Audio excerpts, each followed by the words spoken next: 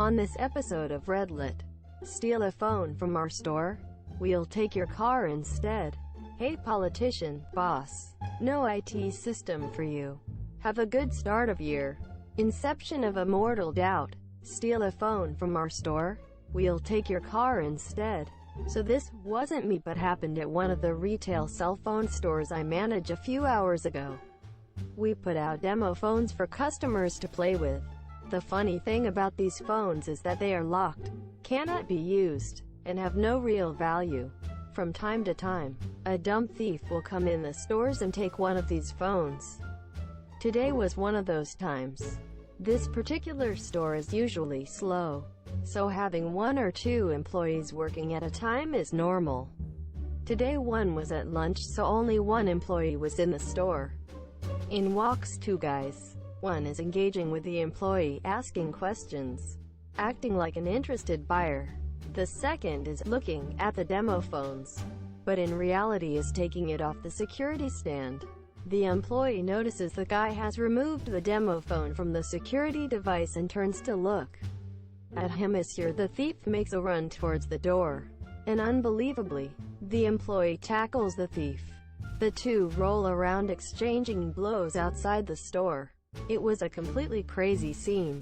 The good part about all this is that the thief got away with the phone, but in the process of wrestling with the employee, dropped his car keys out of his pocket. The employee picked up the car keys and went inside the store, locked the door, and called the police. To keep a longer story short, the cops came and towed the thief's 2016 Honda Accord, so he got a play phone that is as good as worthless, and lost a good car. Also, the cops were easily able to identify the thief and put a warrant out for his arrest. TLDR, guy stole a phone, but lost his car and has a warrant out for his arrest. Hey politician, boss. No IT system for you. Have a good start of year. Really long, but it's worth it. First, the background. I used to work as an IT assistant for the government. Not United States. Not saying more. In education, I worked in the coordination of a subsystem for high school level education focused in creating and administrating new schools in small rural towns, so each school could not have more than 100 students. Otherwise, the school was passed to another subsystem. This administration system was new for my state and was only 5 years old. Yet it was still not fully recognized. Think of it being in beta mode. Also because of that, most of its work and methods were improvised and adapted to fit the way things were. My state is big and a lot of it has mountains. This means that the furthest school was 20 hours away from the state's capital, and the fastest way, which took 5 hours, was taking a light aircraft, which is expensive considering the low salaries of the teachers. That also means that a lot of the communities didn't have access to internet. Some didn't even have light. So my immediate boss, the supervisor of the IT department, who is a cool and easygoing lady with a degree in software development, made an entire software system from zero to make the job easy for everyone. This way, teachers on remote communities only had to travel to the nearest town with internet and only go to the coordination. Everything ran smooth. However, the state was too cheap to pay for the hosting and the domain name, so she paid for all of it. Also, since it was not really recognized as a full subsystem, our contracts said we were just teachers, so software development was not listed as part of the job. These two details are important later, since it is a government system. Elections changed everything. The old boss got replaced by a politician who didn't know how things worked. He immediately started to question how things worked. The flexibility and decentralization were the things that he didn't like the most, since it escaped his control. He started to change things his way, but the senior staff are not pushovers and tell him how some of his ideas are bad in a very gentle and well-explained way.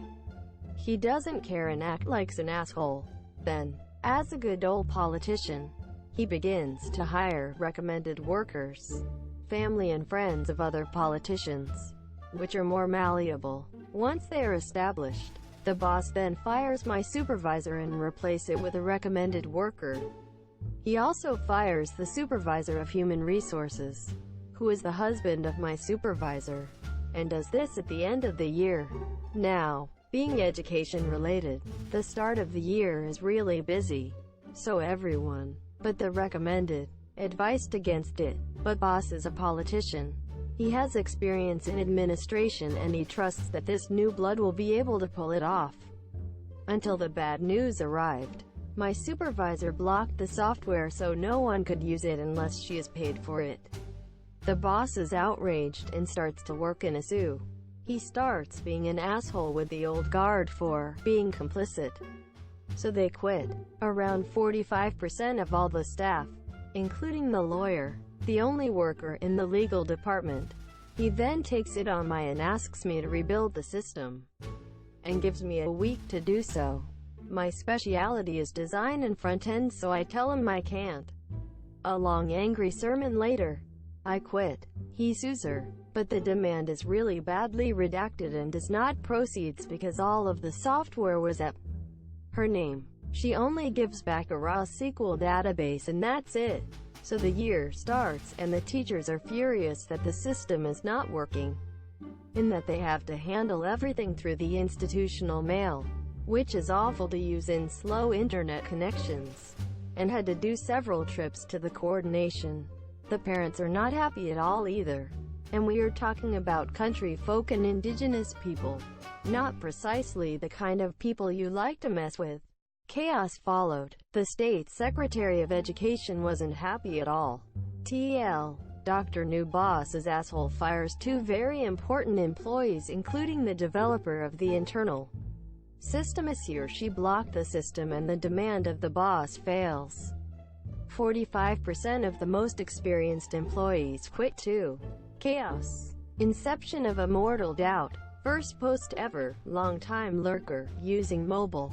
I, 29M, was telling my friends this story, and I thought I would share with Reddit for once rather than mindlessly consuming stories.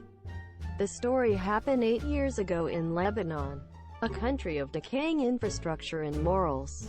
Background. Back then, I used to work on my laptop at a 24/7 coffee shop. I was a regular for 3 years, and I was friends with 2 other regulars for that whole duration. Let's call them Hugh and Ham. We studied at different universities, and we used to meet new people every day, enjoy debates and banter, and a general open friendly vibe.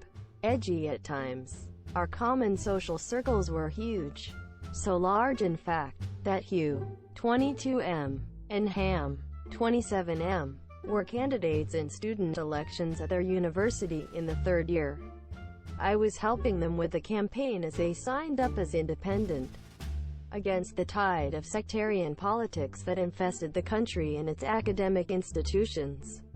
Seriously, political parties in power actually invest in student elections in Lebanon, since the winner gets bragging rights of popularity, as well as scouting future recruits.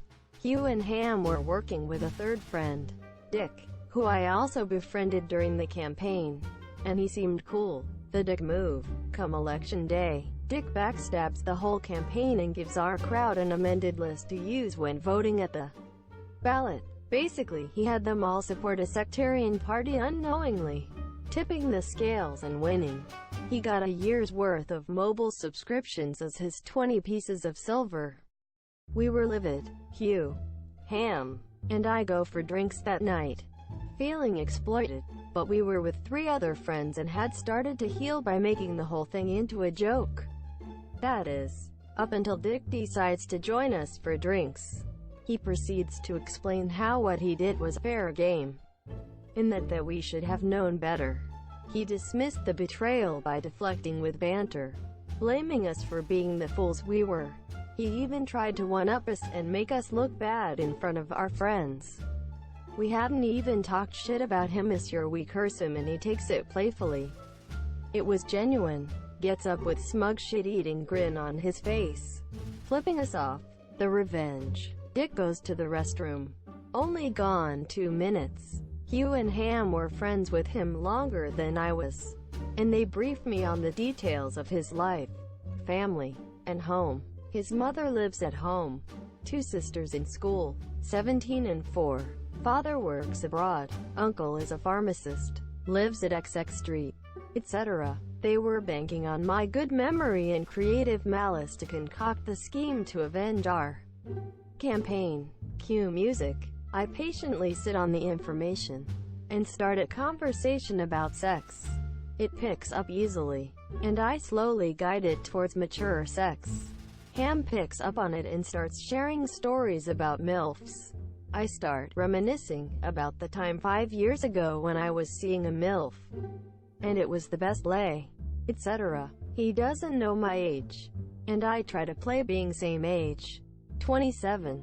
As Hamus Uriah expand on the story, douchier words have never left my mouth, but trust I am more cultured than in this particular story.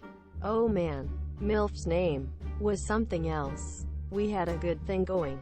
Her husband worked abroad in country, and her pharmacist brother was in on it, supplying us with free condoms and lube.